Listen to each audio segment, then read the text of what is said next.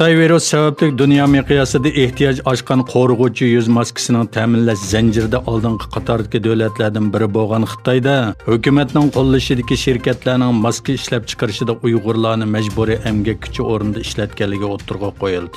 New York vaqt gazeti bir qism Xitoy ishlab chiqarish korxonalarining Uyg'urlarni majburiy emgak silayotganligini o'tirg'a chiqardi. Mutaxassislar bu yerlarga taqsim qilingan Sharq Turkistonliklarning o'z irodasi sirtida majburiy ishlaydiganligini ta'kidladi. Xitoy davlat tibbiy buyumlar idorasining ma'lumotlariga asoslanganda, Wuhan virusi yuqumidan burun Sharq Turkistonda faqat 4 shirkat tibbiy qo'g'dug'uchi uskuna ishlab chiqaradigan bo'lib, 20-iyunda Bosan 51 ga yetgan.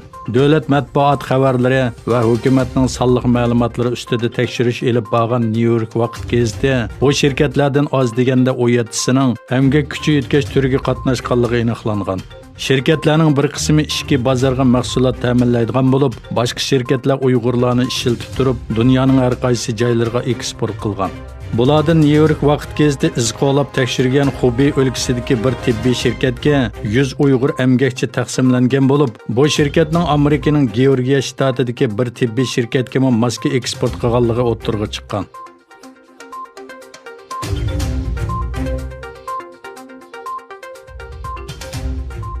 Amerika Savdo ministri Wilbur Ross Sharq Turkistonda Uyg'urlarga qarshi qilingan kishilik huquq tajovuzchiliklarga chetishliq 11 Xitoy shirkatini embargo tizimligiga kirgizganligini e'lon qildi. Minister Ross, bugun biz chiqargan qarorimiz orqali Amerika mollari va texnikasining Xitoy Kommunist partiyasining qo'g'dinish iqtidori bo'lmagan musulmon oz-sonliqlarni bostirishida ishlatilishining oldini oldik dedi.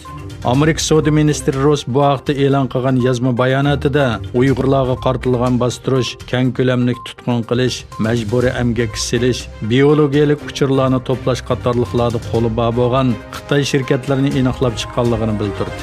Amerika Savdo ministrligi bu yil 22-may Sharq Turkistonda Uyg'urlarning kishilik huquqiga daxl tarz qilishga chetishliq 9 Xitoy shirkat va organni embargo tizimligiga kirgizgan.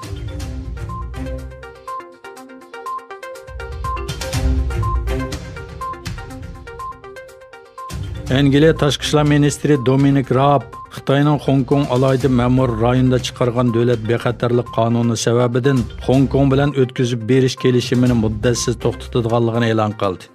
Raab Avam palatasida so'z qilib, o'zlarining Hong Kong bilan o'tkazib berish kelishimini darhol to'xtatadiganligini, bu qarorning Xitoy siyosatiga muvofiq va teng darajada berilgan javob ekanligini aytdi. Hong Kong alayda ma'mur rayonida davlat bexatarlik qonuni yo'lga qo'yilgandan keyin Raab Xitoy Angliya Birlashma Xitobnomasining aniq va og'ir darajada xiloflik qilganligini, shundaqla Xitoyning yana xalqaro majburiyatiga xiloflik qilganligini aytdi.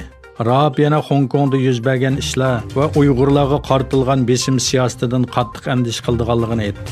Londondan kelgan bu cheklash 2015-yili ayni vaqtda bosh ministr David Cameronning Xitoy Angliya munosabati oltin davr deb atishining tarixga aylanganligini ko'rsatgan yana bir qadam bo'ldi. Xitoy Angliyaning qo'yi uskunlarini ishlatmaslik va Hong Kong bilan o'tkazib berish kelishimini bekor qilish qaroriga qarshi ekanligini bildirdi.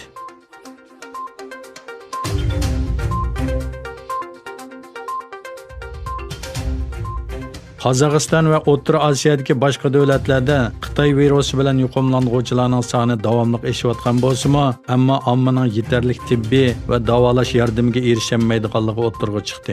O'rta Osiyo davlatlarida bo'libmi Qozog'istonda hukumatning Wuhan virusiga qarshi turishda ommani kerakli bo'lgan tibbiy aslaha va mulozimatlar bilan ta'minlanmaganligi o'tirg'a qo'yildi.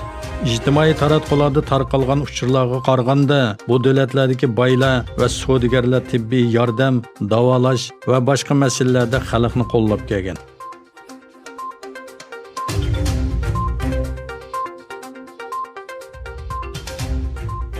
Qora dengizda Ukraina Amerika Birlashma harbiy manevri dengiz shamoli 2020 boshlandi.